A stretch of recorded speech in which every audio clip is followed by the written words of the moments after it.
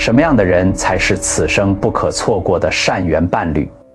这个问题很多人有自己的答案，条件、外貌、学历、家境，一张清单列得密密麻麻。可是你有没有想过，就算把这张清单上的每一条都对得上，最后为什么还是有那么多人在亲密关系里越走越累，越走越陌生，最后看着对方，连一句话都不想开口？真正的问题从来不是找不到足够好的人，真正的问题是绝大多数人根本不知道自己在找的是什么。妙法莲华经以因缘心性时节成熟为核心智慧，其中深意可概括为众生随缘，缘至则合。这句话不是在讲命运听天由命，也不是教人被动等待，它讲的是一件更深刻的事。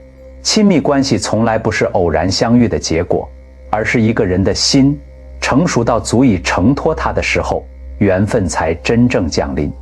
心还没到，机会来了也留不住，心到了，看似绕了远路，最终还是会把对的人推到你面前。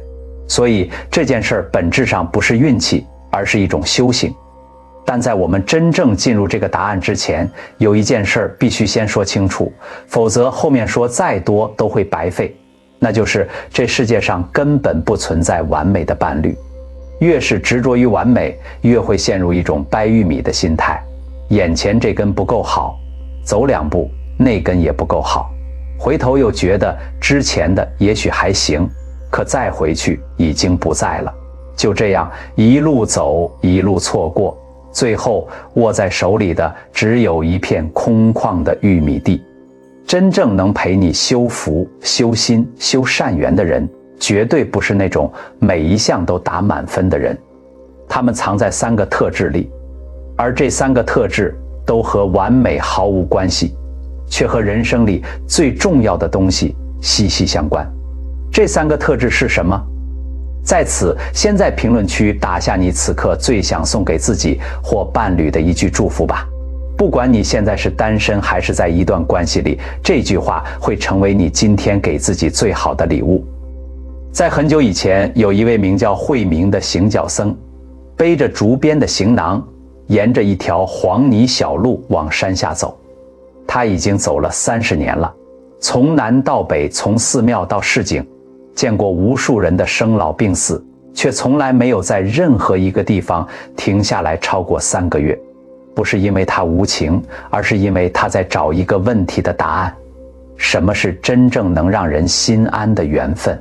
他的师父在圆寂前曾经对他说过一句话，说你这辈子最大的功课不是在经书里，而是在人与人之间。慧明把这句话揣在心里，走了30年，还是没找到。那天他走进了一个叫16村的小地方，打算借宿一夜。村口有一户人家，院子收拾得很干净，晒了一排红彤彤的辣椒。慧明敲了门，开门的是一个男人，30出头，眉目清正。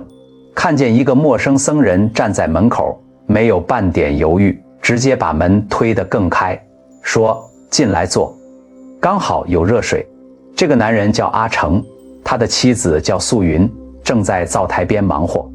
2个人看起来是那种极为平凡的夫妻，说不上什么轰轰烈烈，就是那种会在你端着碗还没坐下，对方就已经替你拿好了筷子的普通日子。慧明在这户人家住了整整7天。第1天，他以为自己只是在修脚；第3天，他开始觉得这户人家有什么东西吸引着他，但说不清是什么。到了第7天，他终于想明白了，是气场，不是什么玄妙的东西，而是一种具体的可以被感知到的宁静。他坐在这个家里，不说话都觉得心是落地的，像是一颗在空中悬了太久的石头，忽然被轻轻接住了。可就在他准备离开的前一晚，他在隔壁村遇到了另一户人家。那家的男人在镇上做生意，据村里人说，家境比阿成好不少，妻子也是方圆10里出了名的美人。2个人成婚时热闹了整整3天，羡慕坏了半个县城。但慧明见到他们的时候，那个男人坐在院子里喝闷酒，眼神空洞，连看都不看屋内的方向。他的妻子在屋里哭，哭声很压抑，像是憋了很久又不想被人听见的那种。慧明站在那院子门口，没有敲门，他只是站了很久，久到夜色完全沉下来，月亮升起来，他才慢慢转身离开。他心里有一个问题一直没有放下，同样是两个人过日子，为什么有的家是磁铁，让人一进去就想留下来，有的家是一扇玻璃门，看起来透亮，却永远隔着一层。他把这个问题带回了阿成家，在离开的早晨，喝着素云煮的粥，开口问阿成：你们两个是怎么走到今天的？阿成放下了碗，想了很久才开口。他说：其实我们也吵过架，也有过觉得对方烦透了的时候。结婚第3年，我们因为钱的问题吵得很厉害，有一段时间几乎不说话，但每次吵完，不管是他先开口还是我先开口，有一件事是不变的。我们都知道，家还在，对方还在，这件事比谁对谁错重要。慧明问：那你有没有想过放弃？阿成说：想过，但我每次只要看到他，心里那个算了吧就说不出口，不是因为放不开，是因为在他旁边，我是更好的自己，这种感觉我不舍得丢。慧明听完沉默了很久，那一刻他忽然想起了隔壁村那个空洞眼神的男人，又想起了那个憋着哭的女人。他们拥有的东西，外人看来样样都不差，甚至比阿成这一家更闪耀，但他们缺少的正是阿成说的那4个字：心是落地的。慧明告别了这户人家，继续往前走。他的行囊里没有多任何东西，但他觉得师父那句话，他终于开始懂了一点点，只是一点点还不够，因为故事还没有结束。3年后，慧明再次经过16村，脚步不由自主地停了下来。他想知道那2户人家现在过得如何。阿成家的院子里，辣椒还是那样晒着，只是多了几件小孩的衣服，颜色鲜亮，挂在绳子上，随风轻轻摇。素云抱着一个孩子坐在门口晒太阳，看见慧明，远远就笑着站起来。那笑容是那种不需要任何前情提要的，直接的善意满意的笑。隔壁村那户人家院子的门却是虚掩着，有点荒凉的意思。村里人告诉慧明，那个男人半年前走了，说是去外地做生意，至今没有回来。他的妻子还住在那儿，一个人，孩子送去了娘家。慧明听完没有说什么，只是低头念了一段经文。他在心里问自己，那个男人究竟失去了什么？他得到的感应只有4个字：从未拥有。因为那个男人从一开始就把这段关系当成了一件装饰品，而不是一个需要用心护持的活物。他以为结婚是终点，却不知道那不过是修行的起点。他要的是那个女人的光彩照耀到他身上，而不是2个人一起把家里的灯点亮。他要的是有一个好看的伴侣，而不是遇见一个善良的人。这2件事看起来只差1个字，却决定了一段关系10年后的走向。慧明在那个虚掩的院门外站了很久，心里有些难过，但这种难过不是惋惜，而是一种清醒。他终于彻底明白了，一段关系的根不长在外表里，也不长在条件里，而是长在那个人待人处事的底色里。他继续往南走，走了不到2天，遇见了另一对夫妻。这对夫妻是慧明这30年里见过的争吵最激烈的一对。那天下着细雨，慧明在一个茶铺子里避雨，旁边坐着一对中年夫妻，2个人正在吵架，声音压得低，但字字都带着气。慧明没有回避，就安静坐着喝着茶，像是什么都没听见。他们吵的是什么？慧明没有完全听清，但大约是关于一件旧事，一句当年说过的重话，翻来覆去的接。两个人都不想让步，都觉得自己是那个受了委屈的人。茶铺里所有人都有点不自在，有人皱着眉，有人低头假装看地面。然后那个男人忽然沉默了，他沉默了很长时间，长到妻子也说不下去了。然后他开口说了一句话，声音很低，但慧明听清楚了。他说：我刚才那句话说过了，我不是那个意思，是我说话太冲，对不起。妻子愣了一下，眼眶红了，但没有说话。男人把雨伞往妻子那边推了推，说：你手脚凉，先暖着。那一刻，茶铺里奇异地安静了一瞬，然后所有人都悄悄松了口气，就好像刚才压在空气里的什么东西忽然被轻轻放了下来。慧明放下茶碗，在心里默默念了一句：悔过则安。这是法句经里的通俗语，他年少时背熟了，30年里也时常想起。但在那个雨天的茶铺里，他第一次真正感受到了这4个字的重量，不是在法堂里，而是在一对普通夫妻中间，在一把被推过去的雨伞里。他后来在日记里写下这一段，最后加了一句：真正把人放在心上的，不是那个从不犯错的人，而是那个犯了错还愿意回头的人。这就是他走了30年才真正学会的一课。至于那3个特质究竟是怎么在一段关系里生根发芽，让一个家真正活起来的，答案就藏在接下来的这些话里。心安是家的起点，不是终点。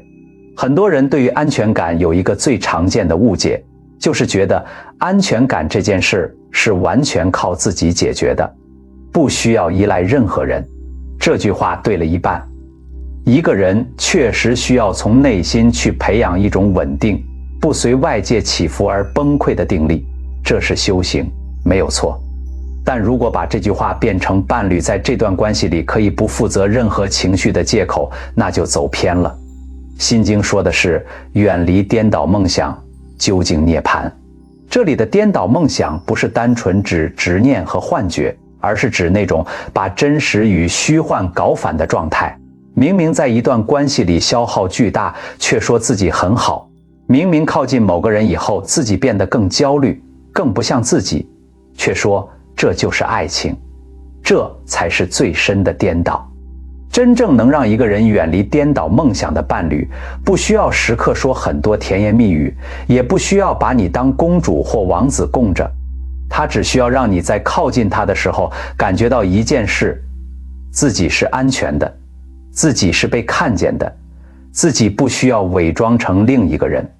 增一阿含经里说：若见善人，则思其志。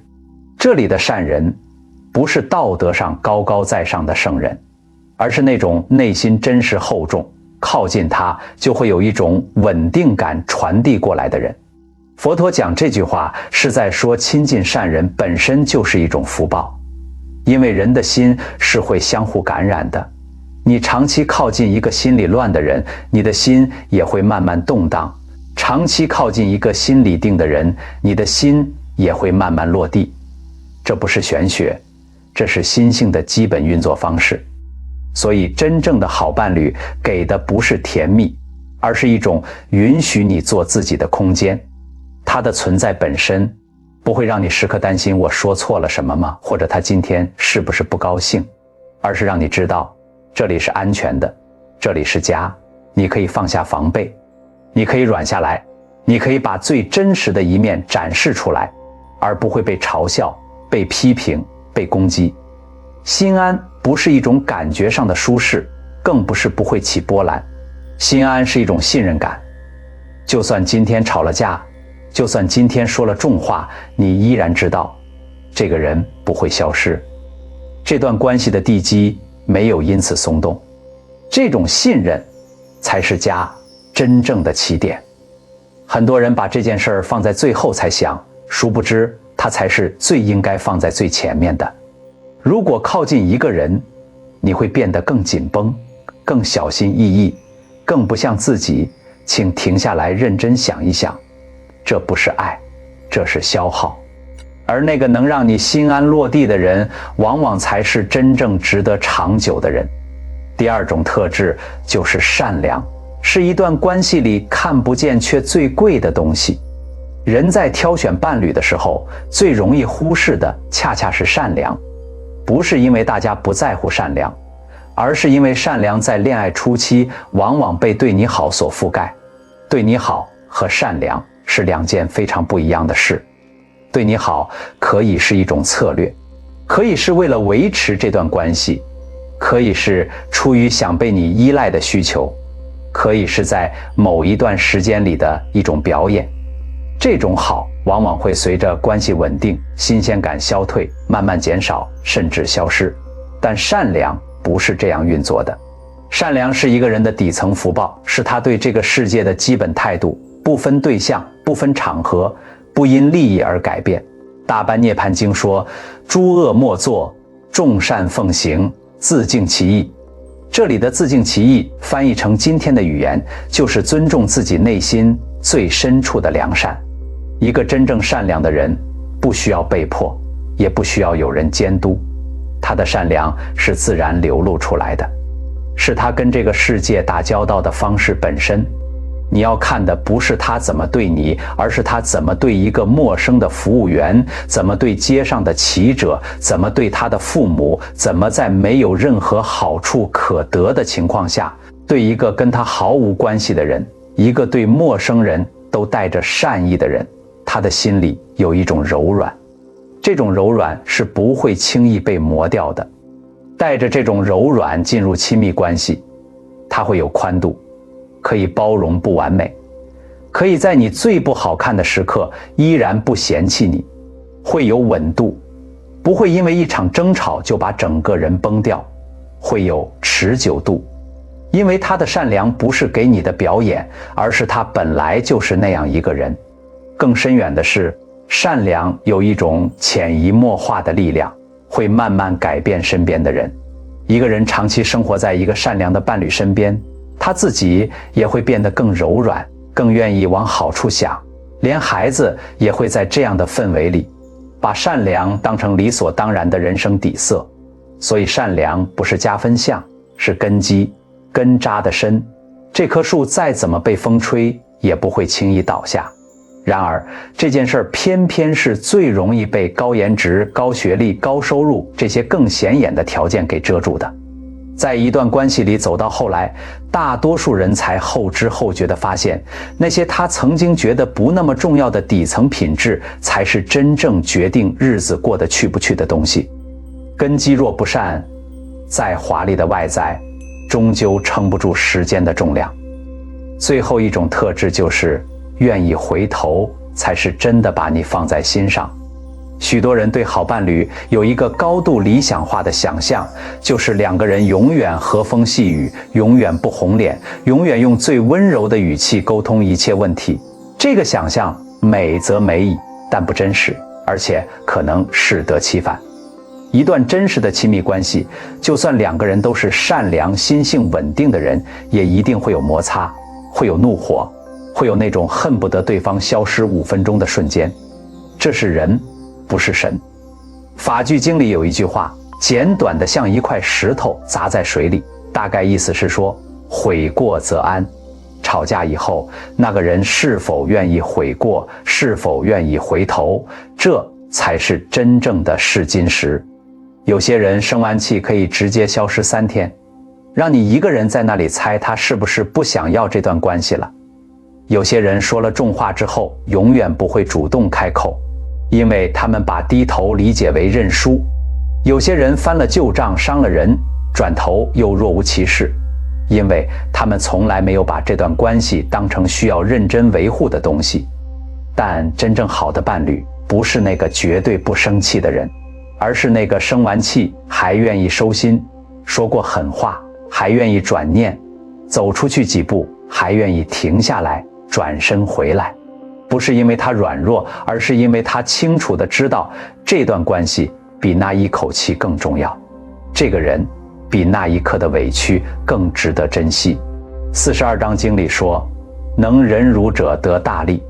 这里的忍辱不是叫你压抑自己的情绪，假装什么都没发生，而是指在愤怒的当下能够拥有足够的力量，让自己不被情绪完全淹没，从而做出真正符合心意的选择，不是后悔的那种选择，而是清醒的那种。愿意修复关系的人，才是真正懂得珍重这段缘分的人。他可以发火，可以委屈，可以需要时间冷静，但他最终会回来，不是因为他没有选择，而是因为他选择了这个家。这种主动的愿意，才是一段关系里最难得的东西，也是最长情的告白。这3个特质，让你心安的人、善良的人、愿意回头的人放在一起，你会发现一件事儿，他们都和完美无关，却都和心有关。佛法说的缘起，说的正是这件事。缘不是从天而降的礼物，而是2颗心相互回应的过程。心若善，缘必向善；心若乱，再好的人也会在乱里磨耗殆尽。3个特质的根都是同一个字，心。然而，即便遇见了这样的人，很多关系依然在岁月里慢慢变味、磨损，最后从善缘耗成了孽缘。这不是命运的安排，而是人心里3个古老的陷阱在作祟：贪、嗔、痴。佛法把这3样东西称为3毒，不是说它们有多可怕，而是说它们的特质无声无息地渗透进一段关系，让你以为问题在对方，其实根源一直在自己心里。第一，毒，贪，对永恒情绪价值的执念。一段关系刚开始的时候，那种心跳加速的感觉，被珍视、被看见的甜蜜，每天都有新鲜感的兴奋，会让人产生一种错觉，以为这就是爱本来的样子，以为这种状态应该永远持续下去。于是，当关系进入日常，当那种强烈的情绪热度开始冷却，很多人就会开始焦虑，开始觉得他是不是不爱我了，开始主动或被动地去索取那种消失了的感觉。他们要的不是这个人，而是这个人给他们带来的那种高峰体验，想要把那种感觉永远持有，永远新鲜，永远滚烫。这就是贪。贪的本质是把一个活生生的人当成情绪供应机器，你喜欢的不是他，而是他能给你带来的感受。一旦那种感受的浓度下降，你就觉得失去了什么，就开始不满足，就开始往外看，觉得别的地方还有更甜的东西在等你。但佛法从来没有承诺过任何一种感受可以永恒不变。无常是宇宙运作最基本的法则，一段关系也是如此，它会变化，会沉淀，会从热恋的激流变成更深处的平静的水。这不是关系在退步，这是它在成熟。那种更深的水才是真正能养人的东西。可惜太多人在关系刚开始沉淀的时候就以为水在干涸，于是开始自己把坝挖漏。一旦一段关系被贪驱动，2个人之间就会形成一种奇怪的张力，一个人在不停索取确认，另一个人在不停被消耗，最后彼此都精疲力竭，都觉得委屈，都不明白最初那么好的开始怎么走到了这一步。第二，毒，嗔，把矛盾和分歧变成不能原谅的战场。嗔是愤怒，是嫌恶，是一种你必须和我一样的执念。每一对伴侣都会有分歧，这是必然的，也是正常的。2个来自不同家庭、不同经历的人走进同一个屋子，一定会有摩擦，一定会有我不理解你为什么要这样的时刻。问题不在于分歧本身，而在于面对分歧时，心里那个嗔毒有没有被触发。嗔毒一旦被触发，分歧就不再是分歧，它会变成一场关于谁对谁错，谁更好谁更差，谁应该低头认输的审判。每一次争吵都会加深双方之间的那道沟，不是因为争吵本身有多伤人，而是因为在嗔的状态下，人会说出那种穿透力极强的话，那种说了之后对方会记很久的话。嗔让人把伴侣变成敌人，把家变成战场。更可怕的是，嗔是会积累的。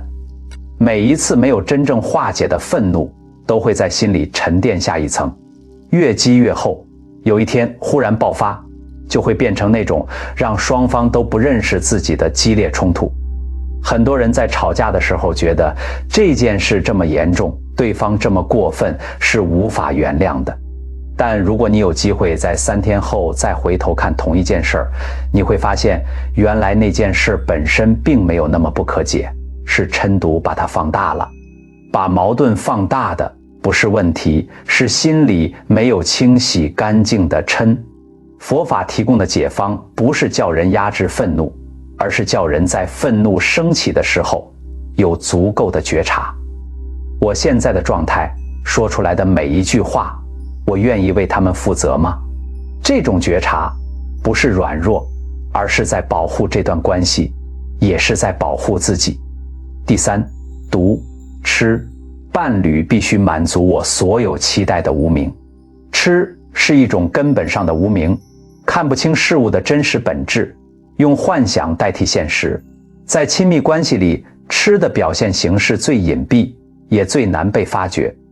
它看起来像是对这段关系认真，像是有高标准，但它的实质是把一个真实的人框进一个你自己建构的完美伴侣剧本里，然后每当他出戏，你就受伤，就失望，就觉得是他辜负了你。